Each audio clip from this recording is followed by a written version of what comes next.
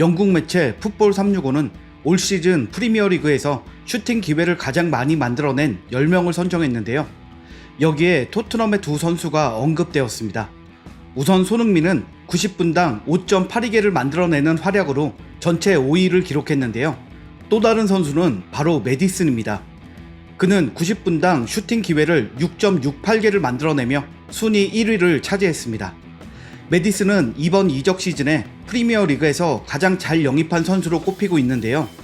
그는 토트넘으로의 영입과 동시에 부주장으로 임명되었으며 주장인 손흥민과 부주장인 로메로와 함께 새로운 토트넘을 이끌고 있습니다. 현재 토트넘은 4경기 중 3승 1무를 기록하며 눈부신 성적으로 이변을 일으키고 있는데요. 지난 시즌 최악의 성적을 기록하면서 이제 회생이 불가능하다는 소리까지 들었던 터라 토트넘의 변화는 팬들을 더욱 기쁘게 하고 있습니다. 메디슨은 올 시즌 토트넘 이적 이후 프리미어리그 4경기에서 2골 2어시스트를 기록하며 맹활약을 펼치고 있습니다. 케인이 떠나면서 토트넘도 끝났을 것이라는 걱정이 무색할 만큼 손흥민의 새로운 공격 듀오로 메디슨이 자리를 잡은 것인데요. 현재 리그 최고 수준의 공격 창의력을 보유하고 있는 것으로 평가받고 있습니다. 최근 영국은 월드컵 유로 예선에 참가하고 있습니다. 당연히 메디슨은 잉글랜드 국대에 소집되었는데요.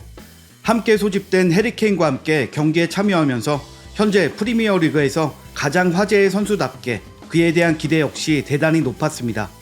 하지만 우크라이나 대표팀과의 경기에서 선발 출전한 그는 토트넘에서 보여주었던 활약을 보여주지 못하고 의외의 경기력으로 실망스럽다는 평을 받았는데요. 잉글랜드 국가대표팀의 감독인 사우스게이트는 메디슨을 원래 자리가 아닌 좌측 윙어로 출전시켰습니다. 현재 토트넘에서 중앙 미드필더로 뛰고 있는 그는 좌측 윙어의 자리에서는 당연히 원래의 기량을 보여주기 힘들었는데요.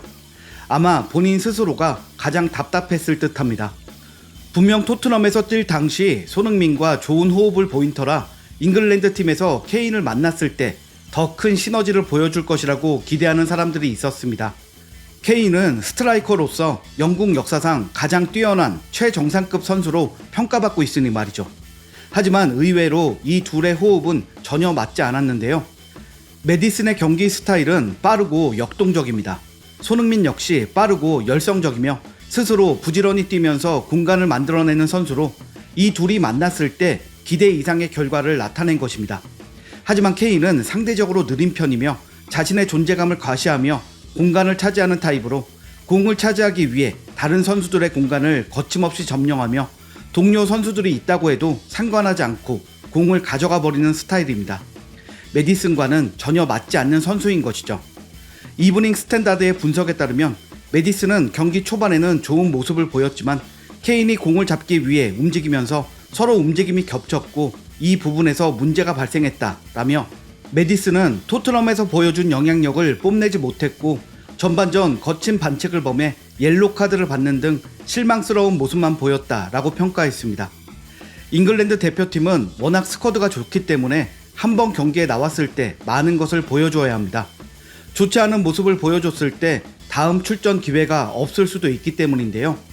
메디슨은 최근 토트넘에서의 활약으로 인해 필 포든과 마커스 레시포드 같은 유명 선수들을 제치고 대표팀 선발로 출전했지만 결국 케인과의 맞지 않는 호흡으로 밀려나며 그라운드에서 내려와야 했습니다. 메디슨은 지금 케인으로 인해 여러 가지가 불편한 상황인데요. 케인은 사실 우크라이나전을 앞두고 굉장한 구설수에 휘말렸습니다. 경기 하루 전 기자회견에서 토트넘 팬들의 분노를 유발하는 말을 한 것인데요. 그는 인터뷰를 통해 미넨에서의 위닝 멘털리티가 주는 압박감을 즐기고 있다고 밝혔습니다. 이어 내가 토트넘에서 느꼈던 것과는 다른 압박감이 있다 라며 물론 토트넘에서도 우승을 원했다. 하지만 몇 경기를 이기지 못했다고 해서 토트넘에선 그것이 재앙이 아니었다 라고 말했습니다.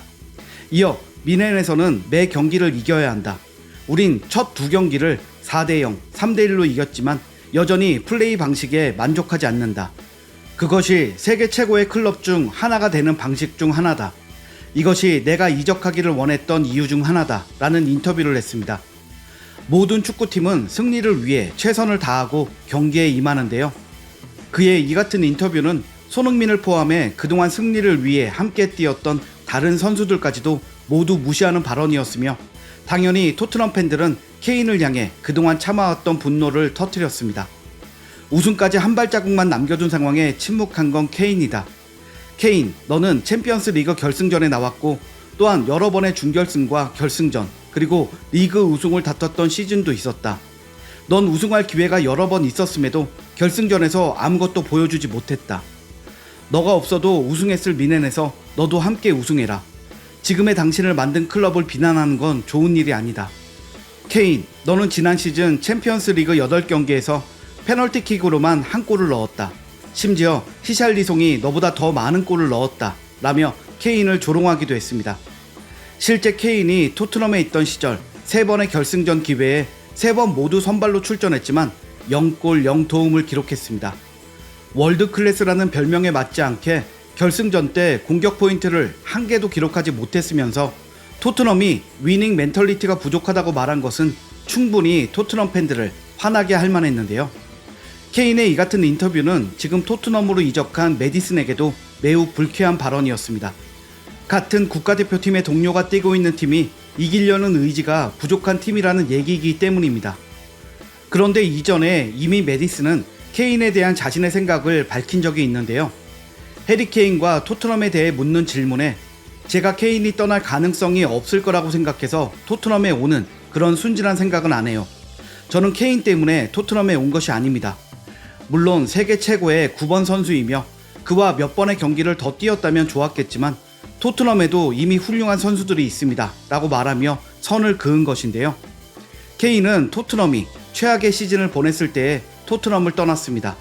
하지만 그래도 토트넘의 팬들은 케인을 사랑해 왔는데요. 그동안 토트넘의 마스코트이자 대표 선수였던 케인이 메이저 대회에서 우승한 적이 없어 트로피와 연이 없는 선수였으니 빅클럽으로 가서 꼭 우승 트로피를 손에 쥐기를 바란다는 응원을 보내기도 했습니다. 그런 팬들에게 현명하지 못한 발언으로 상처를 주고 동료 선수들을 존중하지 않는 케인과 비교하면 지금 메디슨이 믿고 의지하는 손흥민은 완전히 달랐는데요. 손흥민은 이미 몇 년 전 팀이 한참 어려울 때 아무 말 없이 재계약을 했고 이번에도 역시 다른 클럽들의 러브콜에도 전혀 흔들림 없이 토트넘을 지켰습니다. 또한 상대 선수의 능력치를 끌어올려줄 수 있는 선수인 만큼 메디슨은 하루빨리 리그로 돌아가고 싶은 마음뿐일 것입니다. 그가 손흥민, 로메로와 함께 리그에서 다시 한번 뛰어난 경기력을 보여줄 수 있기를 기대해 봅니다. 오늘 준비한 소식은 여기까지입니다. 시청해 주셔서 감사합니다.